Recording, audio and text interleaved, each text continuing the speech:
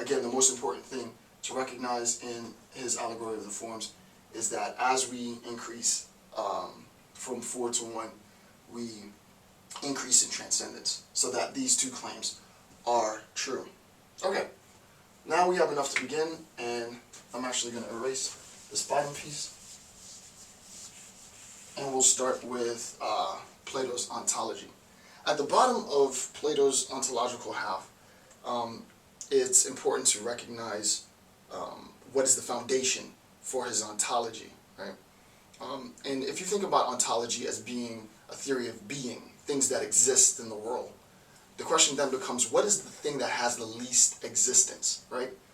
So if I were to talk about something and I were to say, well, I want you to think about something which exists, but it's the least real, how would you conceptualize that? Well, there's a technical term that ancient Greeks used, and the term is known as mimesis, or mimesis, however you pronounce it. M-I-M-E-S-I-S, right? And basically all mimesis means is imitation.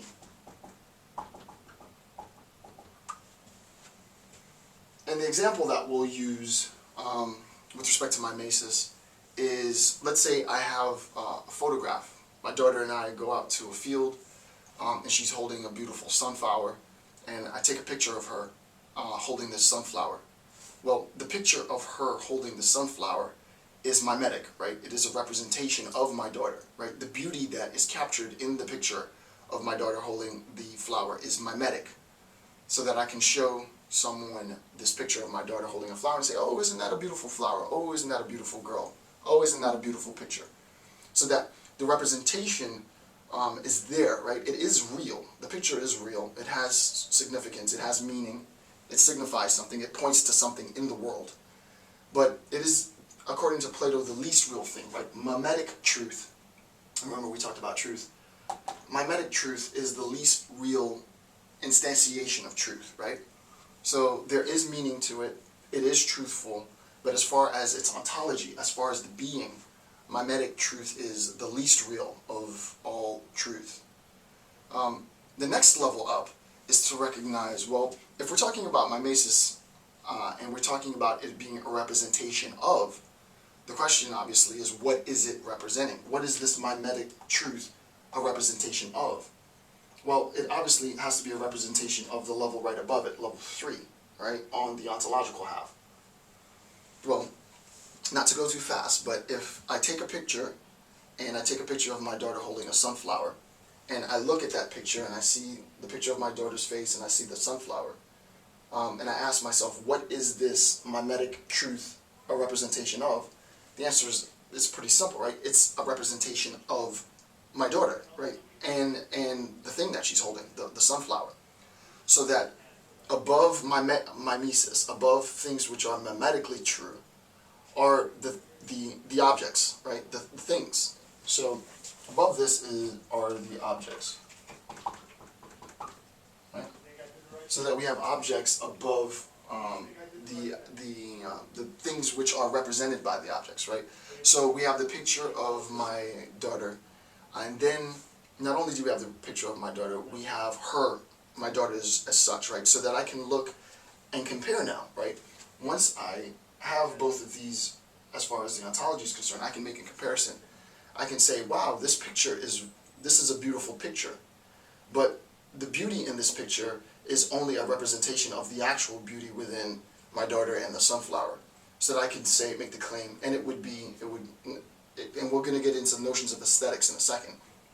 But in my ability to make this comparison between the picture and my actual daughter, I can say that both are representations of beauty, but my daughter and this sunflower here are more beautiful than the picture, right? Because the picture gets its beauty from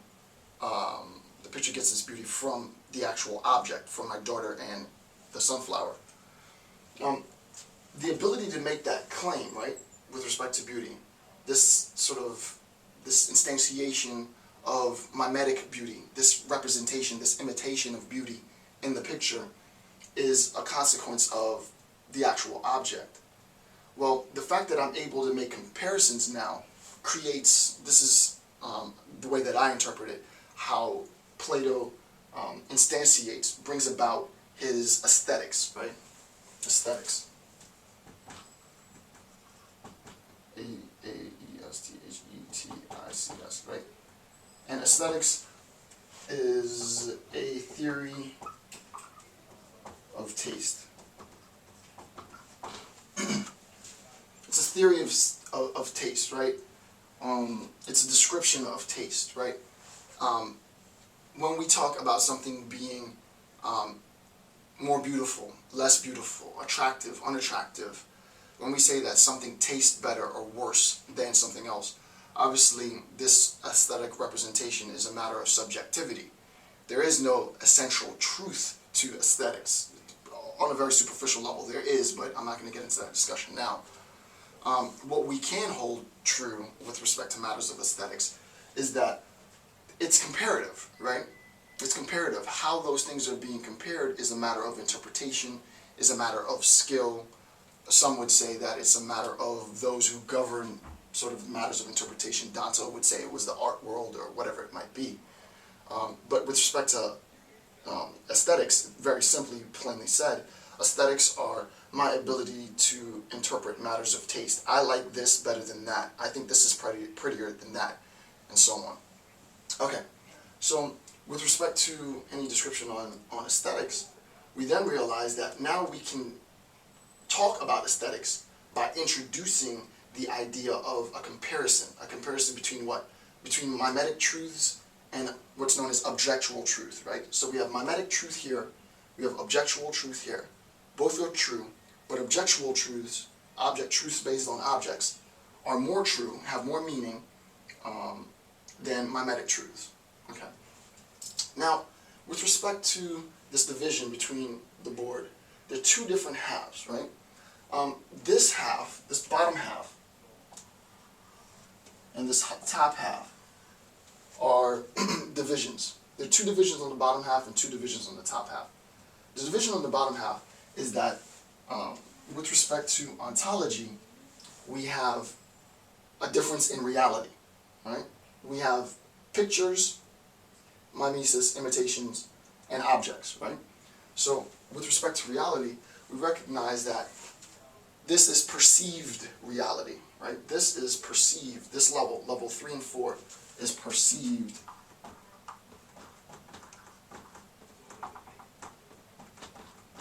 Perceived reality. What we'll see with respect to Plato is that the top half, right, once we pass this sort of dotted line, it's no longer perceived reality. It is actuality. Right? It's the actual existence of things, the true nature of things, the actual way that sort of things are structured are the first two. So that there's a separation. We have perception versus actuality, right? Perception being the bottom half, actuality being the top half. And the thing then is to recognize, well, what is Plato attempting to construct or identify as being real, the most real, right? If, to me, this world, the world of objects, the world of things, the world of pictures and images and representations of things, is the only tangible world that I have, is the only thing that I know exists, it would seem that to me this is the most real, right? It would seem that this is as real as it gets. But for Plato, that's not true, right? This world of embodiment is a representation, is itself an image of true reality. And according to true reality is transcendent, right? So not only is this actuality versus perception, but it's also transcendent. The important thing to recognize is how do we make the jump between our embodiment in the bottom half and our transcendence in the top half. This is the act of transcending, right? This is the act of transcendence. This is what all of the religious traditions mean. It has all of the connotations, though obviously this is pre-Christian, of transcendence, right? This is the disembodiment of human beings to a realm of disembodiment, but more reality.